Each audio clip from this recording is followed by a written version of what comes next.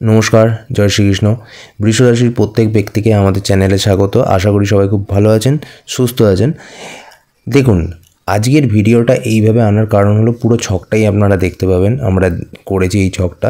এখানে দেখুন, এইটা হলো বৃষর ঘর। আমরা সবাই জানি দ্বিতীয় কালপুরুষের দ্বিতীয় ঘরটাই হলো বৃষর ঘর।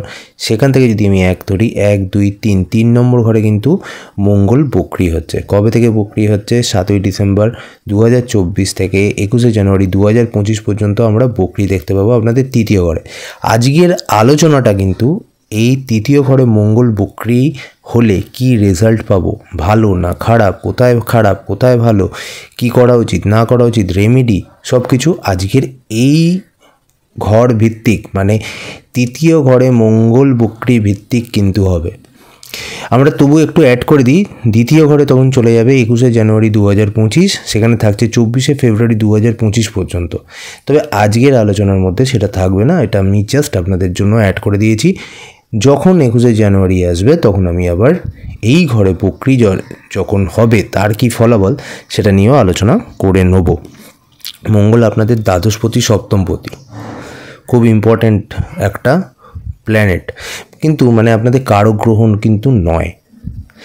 তৃতীয় ঘরে মঙ্গল বক্রি হলে কি রেজাল্ট পাই সেই নিয়ে তো আলোচনা করব, কিন্তু সবসময় জানেন আমার যে আলোচনা থাকে যথেষ্ট তথ্যভিত্তিক থাকে, আপনাদের অনেক কাজে লাগে।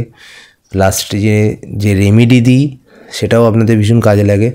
তো আপনারা অবশ্যই এটাকে লাইক, শেয়ার অ্যান্ড সাবস্ক্রাইব করবেন, এবং আজকের ভিডিওতে আপনারা অনেক কিছু জানতে পারবেন। বাকি দেখুন, কিছু গ্রহের অবস্থান আমি লিখে রেখেছি, তার তাৎপর্য আছে, আপনারা বুঝতে পারবেন আস্তে আস্তে। এখানে দেখুন, নিজেদের ঘরেই কিন্তু বৃহস্পতি বক্রি হয়ে আছে, বুঝতে পারছেন।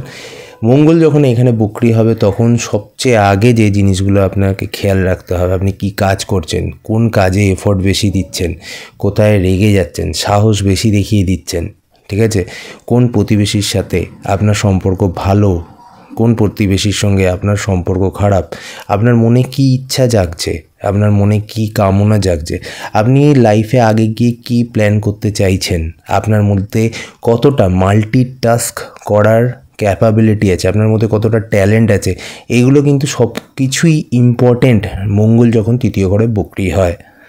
তার মানে আপনাকে খেয়াল রাখতে হবে আপনার প্রতিবেশী পরিজন যারা আছে তাদের সঙ্গে কিন্তু যদি দেখা যায় যে আপনার সম্পর্ক ভালো হচ্ছে না বা ভালো নেই, আর সেই সব ব্যক্তিরা আপনার সামনে চলে আসছে, আপনি কিন্তু অবশ্যই সতর্ক থাকবেন।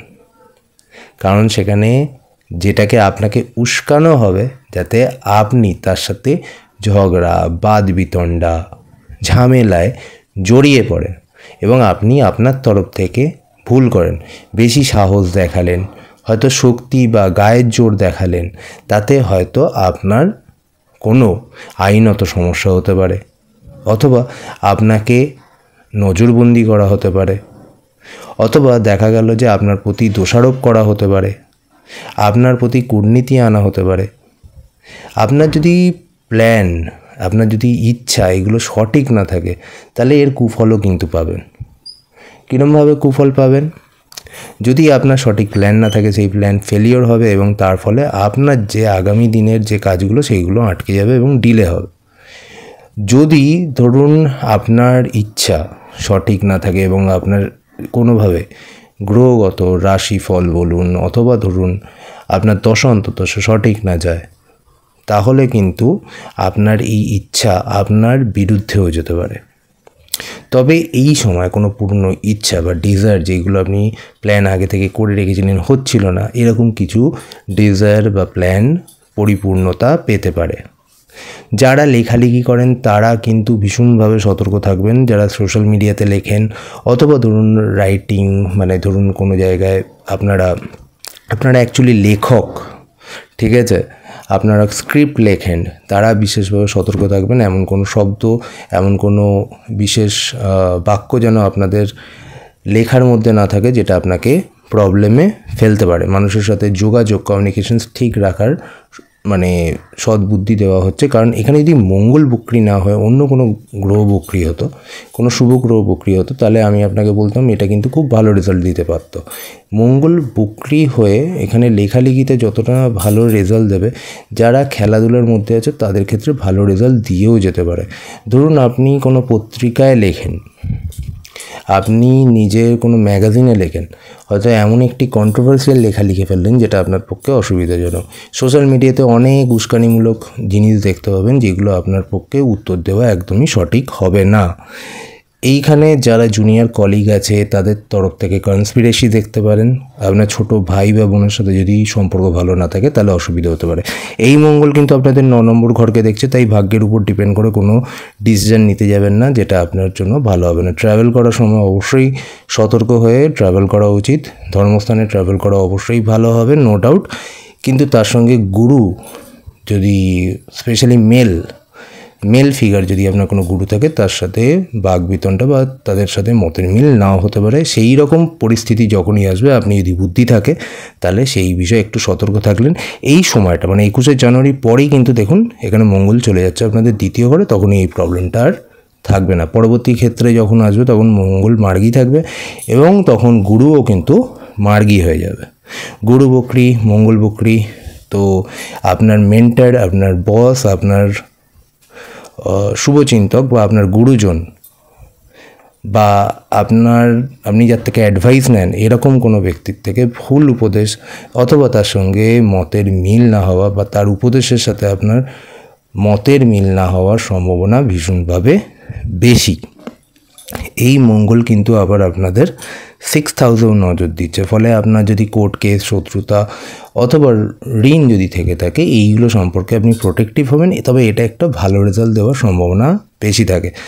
একমাত্র শত্রুতা থেকে আমি আপনাকে বলে দিলাম, যে জায়গাগুলো যেরকম আপনার কলিগ, আপনার ছোট ভাই বোন, আপনার থেকে একটু অনুজ যে ব্যক্তিগুলো, তাদের থেকে সতর্ক থাকাটা ভালো। বাকি দেখুন কোর্ট কেস সম্পর্কে আপনাদের প্রোটেক্টিভ থাকবেন, আপনারা নজর ঠিকই রাখবেন, সেক্ষেত্রে খুব অসুবিধা হবে না। কারণ সেই সব জায়গা থেকে আপনার দেখা যাবে যে আপনি কোনো না কোনোভাবে প্রোটেক্ট হয়ে বেরিয়ে আসছেন। কিন্তু এই মঙ্গল কিন্তু যখন এই স্যাটার্ন আপনাদের নবমপতির উপরও দৃষ্টি দিচ্ছে এবং আপনাদের 10ম ঘরে দিচ্ছে, তো চাকরি পরিবর্তন, চাকরির স্থান পরিবর্তন করার সম্ভাবনা বাড়াবে। তখন কি করবে, আপনার বসের পরিবর্তনও হতে পারে। যদি দেখুন এখানে বসের পরিবর্তন হচ্ছে, যে বসের সাথে আপনাদের মানে সম্পর্ক ভালো না, তাহলে আপনার ক্ষেত্রে ভালো। কিন্তু যদি আপনার সাথে কোনো বসের সম্পর্ক খুব ভালো থাকে আর আপনার সে পরিবর্তন হয়ে গেল, তাহলে দেখা গেল যে সেই জায়গাটা একটু শক্ত হয়ে যাচ্ছে। তো চাকরি পরিবর্তন করার আগে বিশেষভাবে সতর্ক হয়ে যাওয়াই, বা সতর্ক হয়ে অথবা বিশেষ অ্যাডভাইস নিয়ে, সেটা জ্যোতিষী হতে পারে বা আপনার কেরিয়ার কনসালটেন্সি হতে পারে, তাদের সঙ্গে কনসাল্ট করেই আপনার এখানে চাকরি পরিবর্তন করাটা উচিত বা ভালো হবে। এই যে পর্যালোচনা ছিল, এটা কিন্তু 3য় ঘরে মঙ্গল বক্রীর উপরেই কিন্তু এই পর্যালোচনাটা ছিল বা আলোচনাটা ছিল।